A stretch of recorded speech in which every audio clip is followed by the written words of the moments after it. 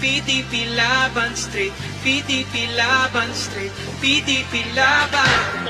Tondo, Pato, Bongo, Hinlo, Mata, Matuleta, Lambino, Rodriguez, Salvador, Kibuloy sa Senado. Tondo, Pato, Bongo, Hinlo, Mata, Matuleta, Lambino, Rodriguez, Salvador, Kibuloy sa Senado. Duterte straight, PDP Laban Street, PDP Laban Street, PDP Laban Street, PDP Laban, PDP Laban Street, PDP Laban Street, PDP Laban Street, PDP Laban. Duterte! Duterte! Duterte! Duterte! Bot straight! Nako, Lunes na po yan! Huwag po nating kalimutan po magbagdok mga kabisdak at lalo na ho, huwag po nating kalimutan sa inyong mga baluta, Pastor Apollo C. Kibuloy, number 53 sa inyong mga baluta. Patuplok po yung matang budlat ni Palaka. Pa-like and share din po sa hindi pa po naka-like at sa hindi pa po naka-subscribe. Pa-subscribe po ho mga kabisdak. Maayong udto, Bisaya, ug Mindanao, magandang tanghali Luzon, magandang tanghali Pilipinas.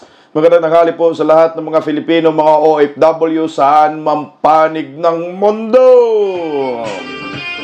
Magandang tanghali rin ho sa lahat ng mga Eskunyans, Duterte, diehard supporters, Bantag supporters, sa lahat po ng mga KOJC. Saan mampanig ng Pilipinas, mga katutubo, hoy! Bot straight, Tem Duterte! Sabi, kararating lang ho natin galing po sa Davao City dahil ay umattend po tayo sa meeting di abansin ng hugpong taong lungsod sa Davao at ng PDP Laban. Grabe ho, sobrang daming tao. Noong hindi pa po umulan ay sa aking tansya, umabot po sa mga 50,000 po ang attendance. Ngunit ay talagang ang klima bigla hong umulan, kaya ganun pa man, tuloy pa rin po ang laban. At mga kabisdak ay maraming salamat po sa pagsuporta ng ating pag-upload ng video tuwing 1:30 ng hapon. Maraming salamat ho, magiging ganito na ho yung normal natin. So, simula nung nakaraan at ngayon, dahil busy-busyhan po tayo mga kabisdak. Pero ganun pa man, parang live pa rin po yung ginagawa ho natin. Kaya naman palakpakan po tayo mga kababayan ko. Mag-comment din po kayo kasi binabasa po natin, mahalaga po yung interaction din po. Kagaya ho nito. Anyway, nakaraan po ay pinag-uusapan po natin tungkol po sa impeachment. Tama nga ho kay Bongbong Marcos ng Duterte Youth Party List. Anyway, bago po tayo mag-umpisa, nais ko po munang pasalamatan ang nagpa-super thanks na si Lucy De La Cruz. Maraming salamat po sa inyo, ma'am. Super thanks po. Sa mga gustong magpakulay, di naman pwedeng magpakulay kasi upload video mo nito. Tuplokin nyo na lang ho yung super thanks. Kukulay din po yan. Kaya pa tuplok. At basahin po muna natin yung mga ilang nagkomento. Ilan lang po yung babasahin natin nakaraang live po natin mga kabisdak. Sabi ni Rudy Buban, buong bansa Duterte 10. Sabi naman Evangelina Agapay, Gogo Attorney Cardima, yes, maganda, yes, impeach please BBM para sa kaligtasan sa ating bansa. You sir, we always praying for you. Protection versus Tuwadcom. Ayan. Sabi naman po ni Romila Romil Abiga, solid PDP tayo. Tomas, bot straight kaming lahat sa PDP Laban. Sabi naman ni Arlene, bisdak dyan ako kahapon sa Lawasang Bonifacio. Lahat ng kaibigan at kamag-anak ko, Team Duterte, iboboto namin. Oy, maraming salamat. Sabi naman ni Vin Agustin, Bisdak, tama po kayo. Thanks, Sara. The next president of the Philippines is straight Duterte. Dagdag lang ako ng komento doon sa nakaraang in-upload natin na video, guys, no? Yung impeachment laban kay Bongbong Marcos. Hindi na nga ho natuloy yung pagsampa dahil hindi ho tinanggap yung Secretary General ni Tambalos, Los Nimal. Hindi nagpakita, no? Pero mukhang itutuloy naman ho ng Duterte Youths. Pero meron po akong isang nakitang magandang gawin. Ito ay suggestion ko po kung sakali nanonood si Duterte Youth Party List Cardima. Mas maganda siguro i-file yung impeachment complaint ay sa 20th Congress na. Kasi ngayong 19th Congress, alam naman, mga buhaya nandyan. Yung mga bully, lalo na si Paduano, nandyan pa. Kung i-final po yung impeachment complaint, automatic ay basura lang ng mga buhaya yan dyan sa House of Crocodile Farm. No? So, ang impeachment complaint kasi, once a year lang yan kung ibinasura, hindi na po makapag-file muli ng impeachment complaint ngayong taon. Mas maganda sa 20th Congress na lang i-file para bago na ang mga kongresista at meron na po tayong maraming kakampi. Na tiyak si Ngagba ay masipa papunta sa paway. Pataplok, yun lang naman. Maraming tanghali po sa lahat ng mga silent subscribers and followers ng Team Bisdak Pilipinas. Team Repli, magandang tanghali. Sa lahat po ng mga nagpapangulay, magandang tanghali po sa ating lahat. Sana kumulay pa ang mundo. Ato block. Kaya naman, ano ba ang ating hinintay mga kababayan ko? Tara na! Bisdak na! Ito po ang ating pag-uusapan ngayong udto. Naku, malapit na ho. Una na po pag-usapan na natin ang endorsement ng INC na tumatama po tayo sa nakaraang siniwalat ho natin na meron ng inendorso ang Iglesia ni Cristo. 8 lamang ang inendorso. At tama nga, tumpak yung sinabi ho natin at pinalabas ho dito. Kumpirmado na ho yung 8. Pero ito, may nakita po akong maganda ho sa endorsement ng Iglesia ni Cristo. Ito ay pabor sa pamilyang Duterte. Nimal, may sumabit lang dyan. Si Boy Pagpag. Yawards na. Anyway, patuplok. At Vice President Inday Sara Duterte talagang nagtagumpay ho dito. Marcos versus Marcos. Naku, mainit na. Kukak. Kung si Ngagba merong Attorney Claire na attack dog, tayo naman, meron din tayong Mangga na attack dog.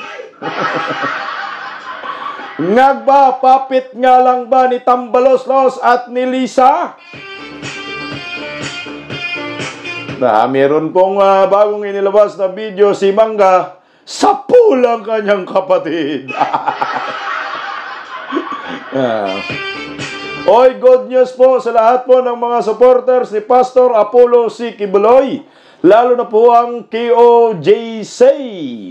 Ay, pamilyang Villar. Suportalo si Pastor Apollo C. Kibuloy. Oy, maraming salamat. Palakpakan po natin, guys. Good news po ito. Yan po ay inilabas kagahapon po doon sa rally sa Tent City sa Alabang. Alabang ba ho? May interview po si Cynthia Villar. Suportado po niya si Pastor Apollo si Kibuloy. Okay to guys, pakinggan po muna natin ang interviewong iyan. Si Pastor Apollo si Kibuloy, tumatakbo po siya ngayon as senator. Meron po ba kayong mensahe sa kanya? Ako po ay very supportive sa kanya. In fact, kasama siya sa aming sample ballot. Para pakita namin ang support namin sa kanya at sa kanyang mga kasama sa movement ng kanyang religion. Ma'am, may mensahe po kayo para kay Pastor. Sana ma-overcome niya lahat ng mga ginagawa sa kanya ngayon at sana ay maging matagumpay siya in the future. Maraming salamat, Senator Cynthia Villar, Pamilyang Villar. Good news po yan, mga kababayan ko. Yan po ay dagdag puwersa. Ayon sa kanya, sinama nila sa sampul balot si Pastor Kibuloy. Mukhang interesting yung sampul balot ng mga Villar. Ano ba yung nakalagay doon? Sino ba? O, isa na ba? Isa na yan, si Pastor Kibuloy. Nakalagay sa sampul balot. Yung ibang senatorial line-up, sino kaya yung dinala nila? Mas maganda po malaman natin yun. Pero ganun pa man, isang napakalaking dagdag puwersa ho ang ginawa ho ng Team Villar para kay Pastor Apollo C. Kibuloy, na paniguradong mas makakahatak pa ito sa mga Pilipinong butante na hindi pa rin naniniwala na si Pastor Kibuloy ay biktima ng katarantaduhan ng gobyernong Marcos at walang mga kasong rape at kung ano-ano pa ay puro lamang gawa-gawa ang mga akusasyon kay Pastor Kibuloy. Ay, maraming salamat po sa inyo, Madam Cynthia Villar. Speaking of dagdag puwersa, kagahapon po ay pumunta po tayo ng Davao. Grabe, blessing in disguise po. Dahil yung kaibigan po natin dyan sa QGC, isa sa campaign manager dyan sa Mindanao na Sir Elias, meron pong mga nakausap na mga pastor sa buong Davao region na iba-iba po ang relihiyon. May Baptist, Methodist, merong GIL, merong Christian, kung ano-ano pang mga relihiyon. Mga pastor ito, mga leader ng kanya-kanyang mga simbahan, ay talagang sumadya ho na pumunta sa QGC at naitur po ni Sir Elias. Kasama ako dun. Talagang witness ko po yung dagdag puwersa para kay Pastor Kibuloy bukod pa dito sa endorsement ni Madam Cynthia Villar. Na-check positibo ho ako, guys, na magna-number 1 si Pastor Apollo C. Kibuloy. Maglalaro yan 1, 2, 3, 4, 5 hanggang dun po ang nakikita ko. Panoorin po muna natin, mga kababayan ko, itong dagdag puwersa ito. Ayan po, mga pastors po yan, mga kabisdak. Okay guys, ito mga pastor po ito sa Davao, mga iba't ibang reliyon. Sumuporta po sila kay Pastor Apollo C. Kibuloy. Dito ngayon para maitor sa Kingdom. Hello po, ayan. Ito mga pastor po ito sa buong Davao, iba-ibang reliyon. Nagkasundo sila na suportahan Pastor Kibuloy. Sila pastor para kay Pastor Kibuloy, ang pastor para kay Pastor Kibuloy. Nag-unite po sila dito para kay Pastor Apollo C. Kibuloy. Ayan. Hello po, shoutout po kayo mga pastor. Ayan, nandito po sila sa QGC. Nagtutor po para makita yung resibo ni Pastor Apollo C. Kibuloy. Pambato natin sa Senado number 53. Ayan. Pumasok na sila dito. Pasok na, nakita nila yung Kingdom. Dito naman sa pinaka-sentral, ito yung katedral po sa Jose Maria College. Sulod ang mga pastor. Order of ay ma'am. Kape. Brazilian coffee. No, Brazilian coffee. Brazilian coffee. Oh. Kini more on Brazil ni. Mga worker members from Brazil. Oh. Mga pasenda. Ayan na po yung mga pastors. Si ma'am. Kana, katong usa. Salud pastor. Salud lang pastor. Ako Ukrainian dia. Ano ni sila, pastor, order sa kape. Ayan po yung mga bagong puwersa ni Pastor Apollo Sikibuloy. Back up ni Pastor. Lahat ng mga pastor ay sumuporta kay Pastor Apollo Sikibuloy. Yan ang pinakamaganda ho dyan, guys. Dahil itong mga to, merong mga followers, maka-impluensya po yan sa kanilang mga miyembro. Merong iba dyan, nagulat ho ako, subscriber ko pala sila. At ang sabi ho sa akin, talagang gusto po nilang maging senador si Pastor Kibuloy dahil wala pa po talagang pastor na nagiging senador.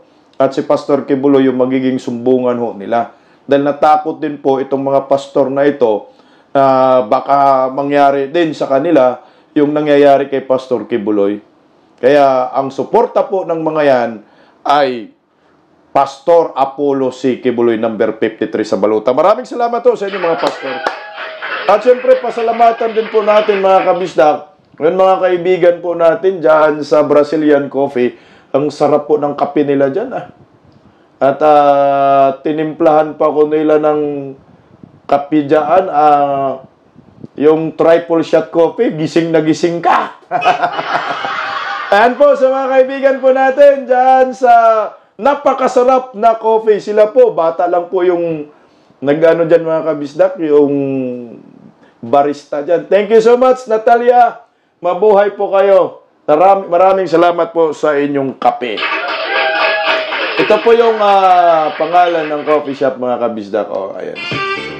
Baka sakali makapunta po kayo dyan. Yan po ay coffee shop dyan sa KOGC. Ayan. Cafe Pasinda, a taste of Brazil. Thank you so much sa kape.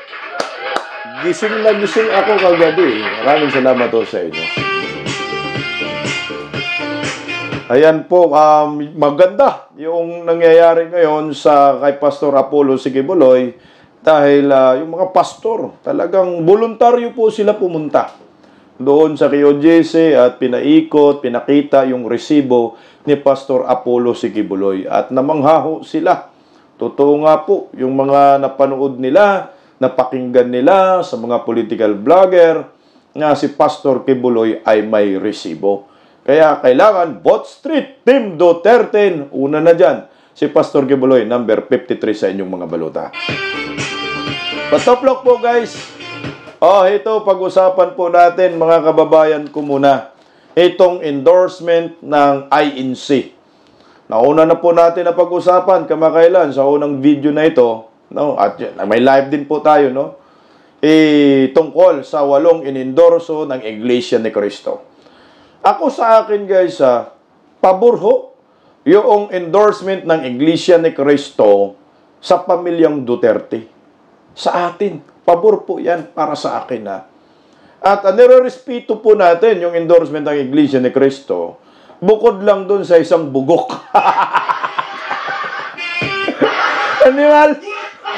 Umangkas pa! Bang! I-awards to si Bang. Kaya patoplok nga guys.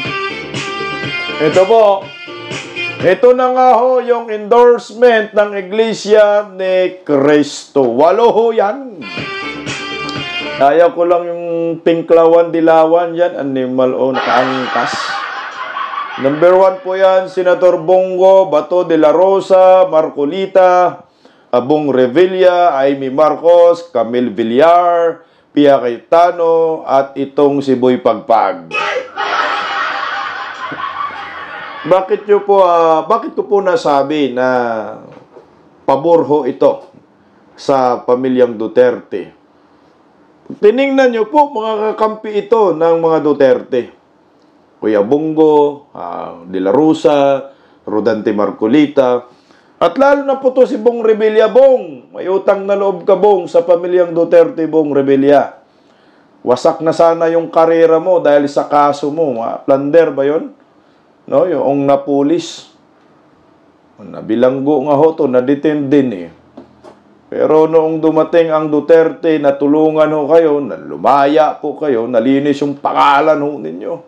Sumayaw ka lang ng budot, sayang, binuto ko na ng mga taga Mindanao. Kaya pag ito nanalo, talagang ayaw yan na ma-impeach si Vice President Inday Sara. Si Mangga, inendorso ng Iglesia ni Cristo. Sinsya na sa INC, di man ako INC, pero hindi ko talaga iboto yan si Mangga. No. Pero pabor pa rin po ito, kung talagang sincero po ito si Mangga, na ayaw niya ma-impeach si Vice President Inday Sara, hindi goods pa rin sa atin. Kasi wala naman to sa alyansa eh. Si Camille Villar, ayan, lalo na yan. 100% po yan. Talagang kakampiyan ng mga Duterte. Hindi talaga yan papayag na ma-impeach si Vice President Inday Sara Duterte. Pia Cayetano, lalo na si Pia Cayetano. Hoy, mga Cayetano, malaki rin po ang kanilang utang na loob sa pamilyang Duterte. Talagang ayaw rin po nila na ma-impeach si Vice President Inday Sara.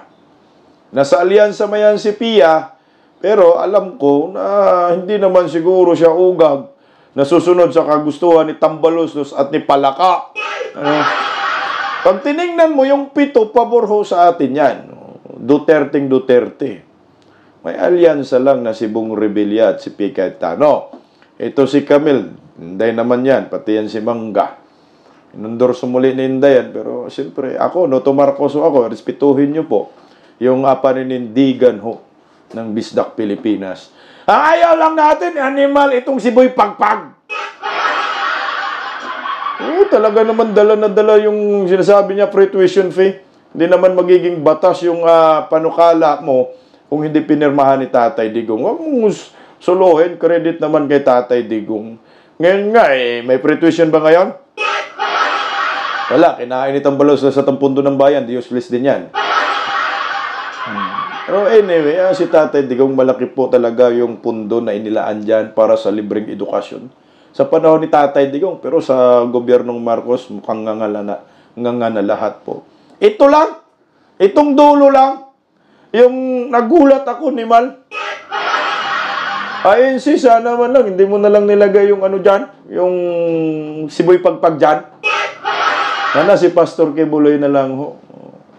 Total si Pastor Kibuloy mula noon hanggang sa last minute, pinakadulo, pinali pa ngayon, dala-dala si Kung Marcolita.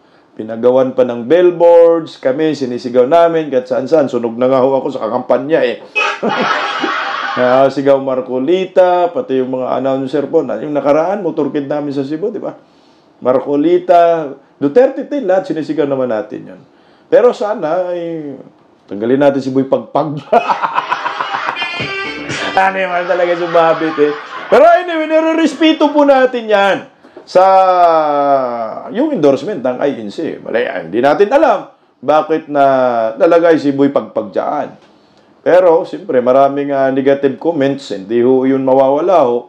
Kaya tanggapin rin ho ng Iglesia ni Cristo yung mga criticism, yung mga bashing, di ba? Normal mo yan eh.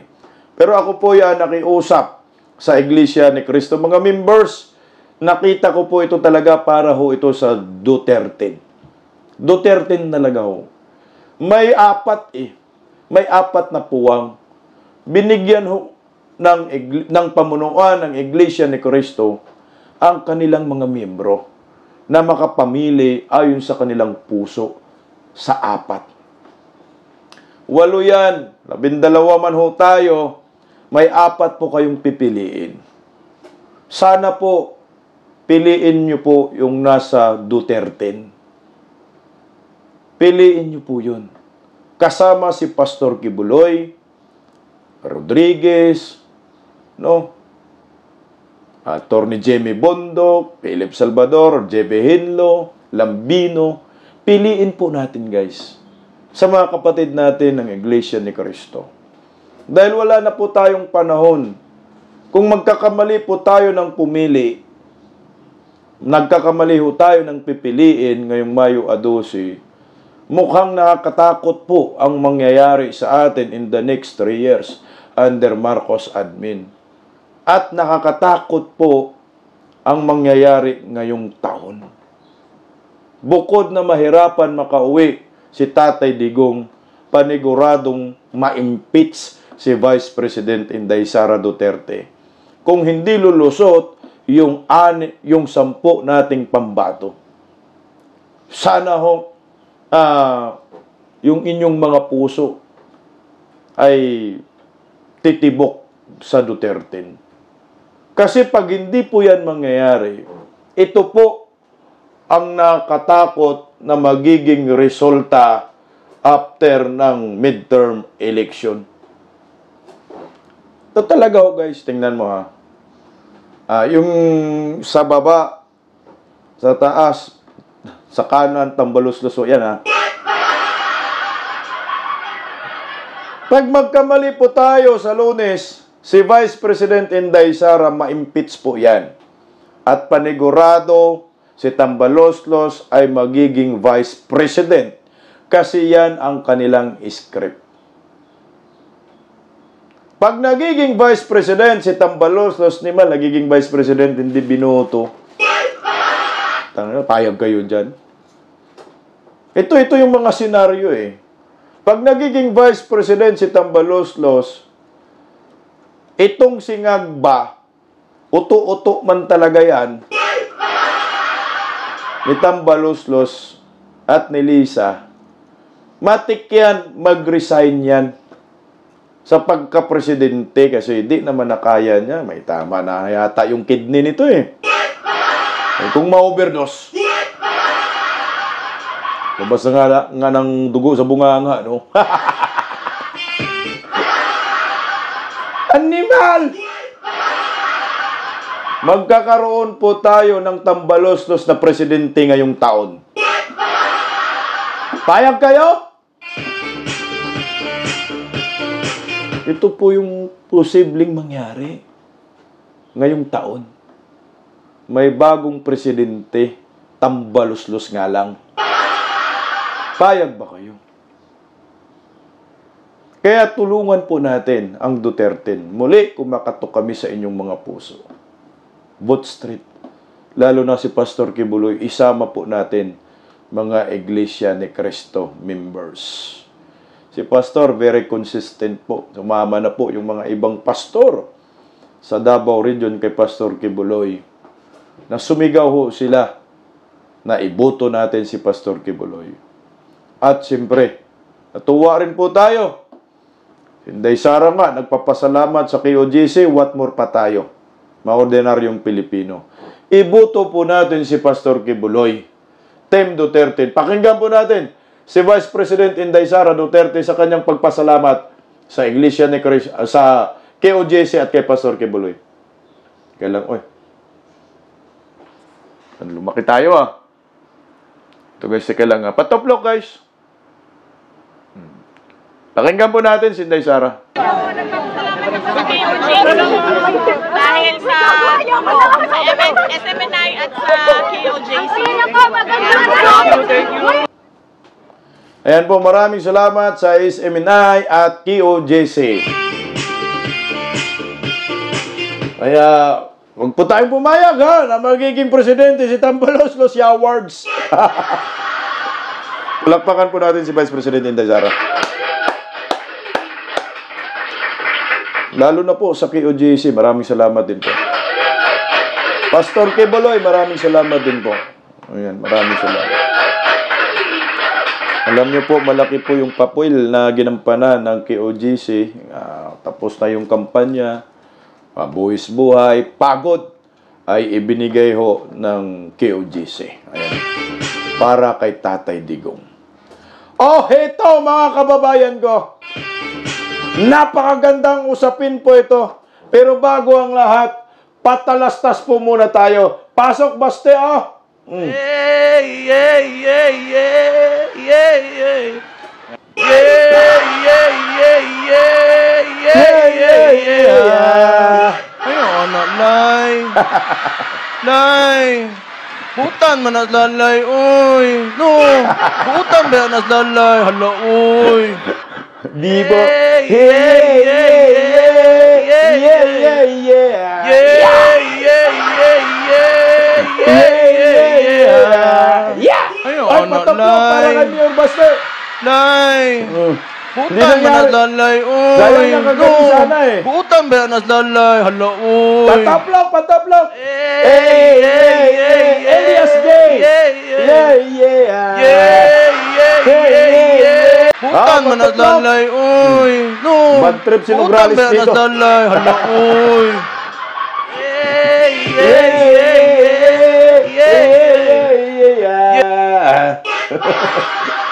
Bad trip ang mga bobonistang, tanganistang, loyalista ni Ngagba na piso na lang ang dangal. Believe ho talaga ako kay Vice President Inday Sara Duterte. Talagang nagtagumpay ho siya dito. Rambol na ang pamilyang Marcos. Kung meron silang attack dog na si Atty. Labo, Atty. Claire, meron din po tayong attack dog na si Mangga. Alam mo, matindi po yung inilabas na video ni Senator Amy Marcos. Talagang tinamaan po yung kanyang kapatid dito. Kung hindi man niya direktang binanggit, pero yan na nga ho yung buod niyan. Si BBM pa rin ang tinamaan ng ipinalabas na video ni Mangga. Pero, sinsya na Mangga, di talaga kita iboto, ha? Ayaw ko sa Marcos, never again to Marcoses. Kaya sa mga ibang DDS dyan nabuboto kay Amy, nire-respeto namin ho kayo. Kaya sa amin po din, respetuhin rin po ninyo kami na hindi po namin iboboto yan si Mangga Animal na kabudol eh. Pero maganda po yung resulta. Talagang banatan to the max. At paniguradong sasagot dito si Atty. Labo sa video ni Senator Amy Marcos. Panoorin po natin mga kabisdak ang naturang video. O ito Ang gobyerno ngayon ay hindi Marcos. Ang gobyerno ngayon ay Romualdez at Araneta. Payo ni VP, magpalit na raw ako ng apelyido. Sagot ko, Inday, hindi ko kailangan magpalit ng apelyido. Marcos ako. I'm me. Ako ay ako. Ako ay si Amy Marcos. At kapag Marcos ka, hindi ka makikipag-alyansa sa mga politikong nagbintang, nagdiin, at umapi sa iyong pamilya. Hindi mo kakainin ang isinuka mo para lamang sa politika. Hindi ganyan ang legasiya ng aking ama. Imported na ang bigas, imported pa ang hustisya, kaya malinaw. Ang gobyerno ngayon ay hindi Marcos. Ang gobyerno ngayon ay Romualdez at Araneta. Alam mo, Senator Amy, sana tinumbok mo na yan eh. Na ang gobyerno ngayon ay Marcos pero bangag nga lang.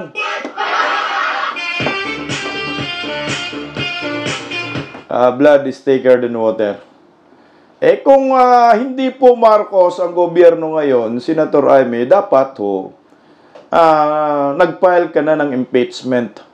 Sabayan mo yung Duterte Youth Party List sa pag-file ng impeachment laban kay NGWM. Total, sinabi man niya na ang gobyerno ngayon ay hindi Marcos. At ang gobyerno po ngayon ay Araneta at Romualdez. So, ibig sabihin yan, itong si Junior, yung kapatid niya ay papit. In short, oto-oto. Kinokontrol ng kanyang asawa na si Lisa at ng kanyang pinsang tambaluslos. Yan yung lumalabas. So, hindi, ang gobyerno ngayon ay hindi Marcos. Romualdez daw at Araneta. So, pure dilawan ho talaga. Kung ganun po yung nasa isip ni Senator Amy Marcos, total, hindi naman pala yan Marcos, yung gobyerno ngayon, bakit papatagalin pa natin ang gobyernong ito? Total, hindi naman Marcos. But ayaw nyo po mag-file ng impeachment. Mag-file po kayo ng impeachment sa 20th Congress. Nang mapalitan na po ang gobyerno natin dahil hindi naman pala Marcos yan. Araneta naman pala at Romualdez, yung kapatid mo papit. Oh, yun yung lumabas. Yung kapatid niya papit lang. Tauhan sa palay. Simpleng logic. Kung yun ang pagtingin ni Senator Amy Marcos, bakit hindi niya inutos sa kapatid niya? Kasi ito, nakikita ko po, gusto po nilang linisin ni Mangga ang kanilang bulok na apelyedo dahil sa kagagawa ng kanyang kapatid. Oh, meron ba kayong chance? Manawagan ka, Senator Amy, na mag-resign si Ngiwim. Total, hindi naman Marcos ang gobyerno, Romualdez naman pala at Aranita. Dapat sinabi mo na rin, dinugtungan mo na rin yung video mo sa dulo para hindi nakabudol ba. Na, Ading, mag-resign ka na dahil papit ka ni Malka. Uto-uto ka ng dalawang apelyedong Romualdez at Aranita. Dahil yung kakampi natin ng mga Duterte, tinarantado ng gobyerno mo. Si Tatay Digong, kinidnap po, pinadala mo sa Netherlands. Tapos yung tatay natin, pinalibing ni Tatay Digong. So hindi nga Marcos ang gobyerno ngayon.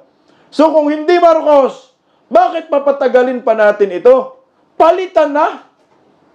Palitan na natin. Dahil ang mga tao bumoto dito kay BBM, umaasa na Marcos ang gobyerno. Pero ngayon, magulat-gulat tayo, nagulantang ang buong mundo sa video ni Mangga na hindi daw Marcos ang gobyerno. Sana tinumbok na lang.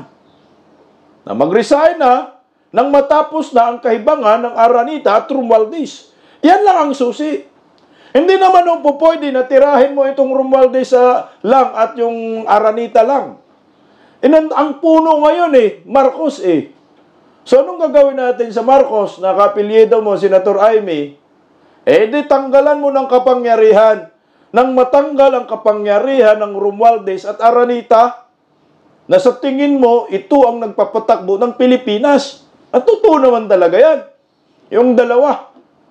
Ang nagiging uto-uto na nga lang, papit na nga lang si Ngagba Tumbukin na lang sana, direct to the point. Nang matapos na ang kaguluhan sa Pilipinas. At nang babalik muli ang mga Duterte diyan sa Malacanang. Dahil yung kapangyarihan ng Marcos family ay hiram lamang yan sa pamilyang Duterte. Kasi nga, kung tumakbo si Inday Sara sa pagka-presidente di sana, walang Marcos nasa Malacanang ngayon. Mas maganda step down na. Dahil hindi naman pala Marcos ang gobyernong ito. Ang nagpapatakbo naman pala Romualdez, Aranita, na hindi po yan binoto ng sambayanang Pilipino. Lalo po ninyong binudol ang mga Pilipino na bumoto ho sa inyo. Kasi alam mo naman pala noon pa na hindi Marcos ang nagpapatakbo.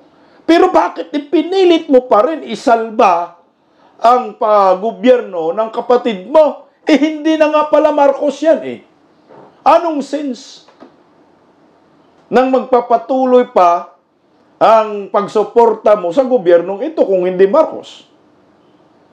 Again, nagkukomento ho tayo dahil mukhang si Senator Amy, ang gusto niyang mangyari, huwag mong sisihin si Ading. Huwag natin sisihin ang Marcos. Yun ang nakikita ko. Hindi nga ho po pwedeng ganon. Hindi nga ho po pwedeng hindi masisi si BBM. Lalo nang ginawa sa KOJC, wala daw mga baril na sumugod, napaka-fake news. Di ba? Paano hindi masisisi? Siya nga presidente. Siya nga yung tumatayo na leader ng ating bansa. Siya yung humaharap. Talagang hindi mo kayang linisin, Senator Amy, yung inyong pangalan kung gusto mo lang ilihis ng paninisi ang mga Pilipinong galit na sa mga Marcos. Gaya ako, never again sa Marcos ako. Para matapos na, para magiging totoo talaga yung sinabi mo, mag-file ka ng impeachment, manawagan ka na mag-resign si Ading. Baka sakali pa magbago ang isip ng maraming Pilipino na tinawag kang manggagamit at namamangka sa dalawang ilog. Ang tanong, kaya ba ni Senator Amy Marcos yan? Nasusungagin niya ng direkta ang kanyang kapatid. Alam mo ho, hindi ho maganda ito sa ating bansa. Na yung namumuno ay nagiging puppet lang ng mga taong nasa likuran niya na hindi naman binoto ng mga Filipino. Harapang panluloko ho ito. Para sa akin, kalapastangan po ito. Panluloko sa bayan. So ngayon, iboboto nyo ang alyansa? Ang boto para sa alyansa ay boto ni Ngagba at Lisa.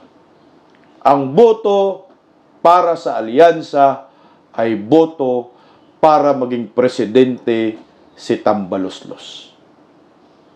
Kaya dapat vote straight Team Duterte. Alam nyo po yung mga survey firm na yan, mind conditioning. Ang pinakamagandang survey ho na nakikita ko ho, na ito talaga yung pulso ng bayan. Nakikita ko po sa ground, ay yung survey ng ArcLight. Meron po silang nilabas. Ito ho talaga ang lalabas, guys. Maniwala po kayo sa akin. Pastor Apollo Sikibuloy. 12 million engagement, Mi 1 hanggang Mi 5 po yan na survey nila. Number 1, Pastor Apollo Sikibuloy. Number 2, Senator Bongo. Number 3, Bato de la Rosa. Iyan ang pulso ng bayan. Yan po talaga yan. Number 4, Marcolita. Number 5, Jimmy Bundok.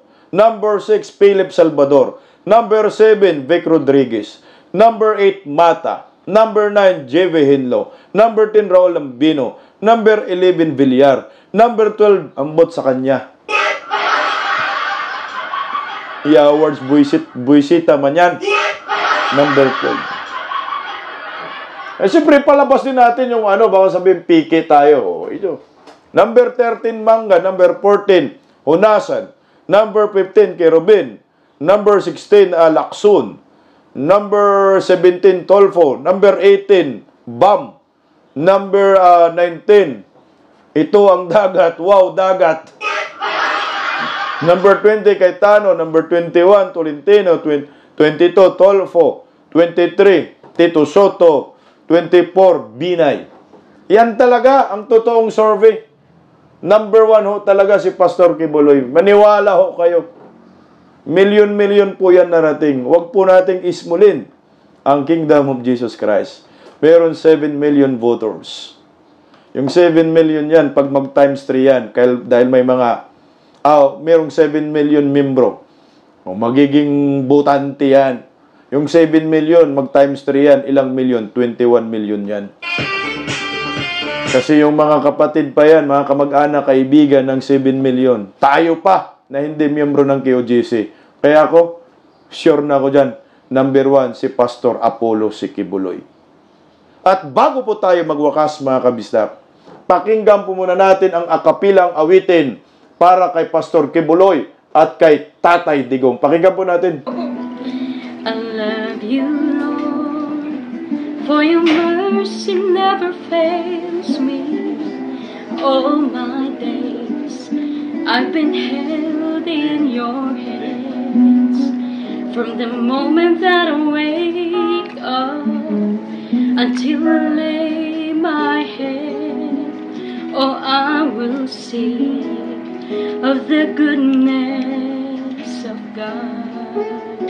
'Cause all my life you have been faithful, and all my life you have been so, so good.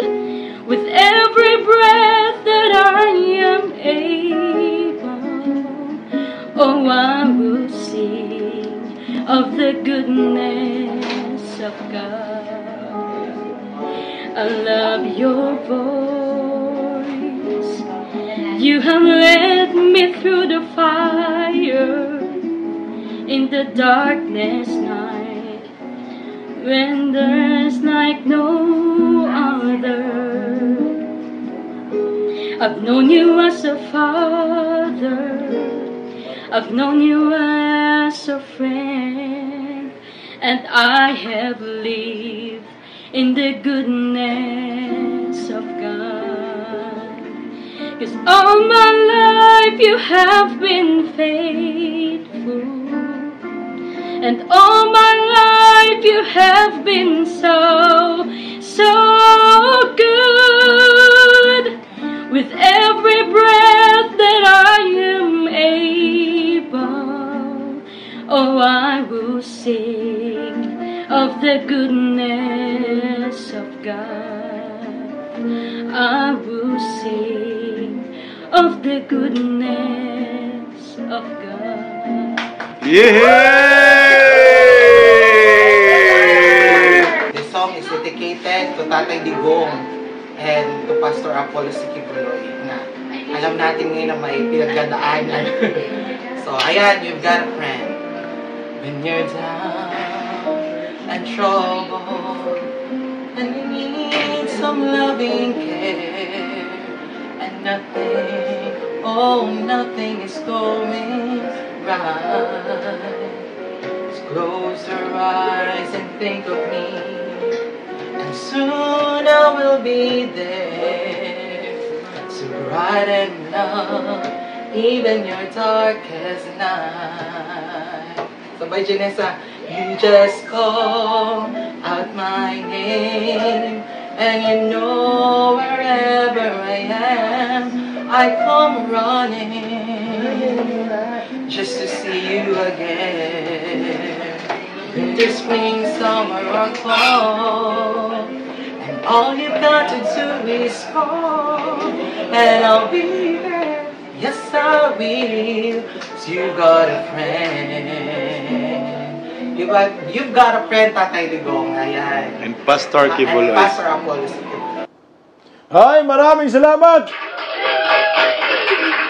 Galing ng mga ng SMNI at ng KOGC. Ganda, galing kumanta, no? Anyway, mga kabisdak, maraming salamat to sa pagtangkilik na ina-upload na video po natin. Sa mga hindi pa po nakapag-subscribe, pa-subscribe po kayo mga kabisdak. Pa-like and share.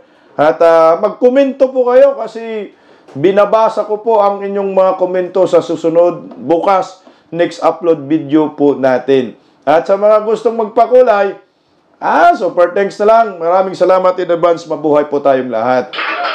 Siyempre, meron pa rin po tayong live sa gabi, alas 8:30. Bisdak Pilipinas. See you po mamaya, alas 8:30. God first. Maraming salamat po. Mabuhay po tayong mga Pilipino.